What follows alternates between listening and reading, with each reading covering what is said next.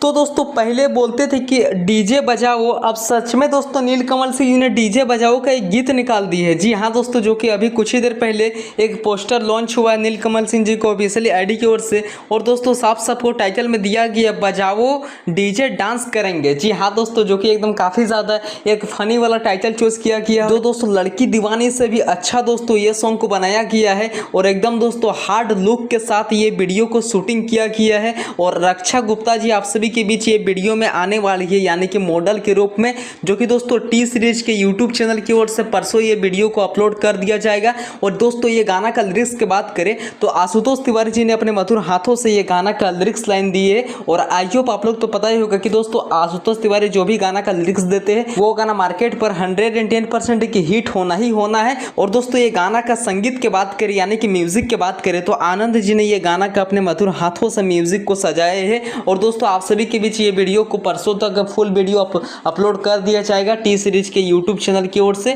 और हो सकता है कि दोस्तों कल मॉर्निंग में आप सभी के बीच ये वीडियो का टीजर वीडियो लॉन्च किया जाएगा। तो प्लीज़ आप लोग मेरे चैनल को सब्सक्राइब कर लीजिए इसी तरह का एक से एक अपडेट पाने के लिए। अगर दोस्तों आप लोग नीलकमल सिंह जी का रियल वाला फैन है तो प्लीज़ बेल आइकन को प्रेस करना नहीं भूलेगा। Thank you.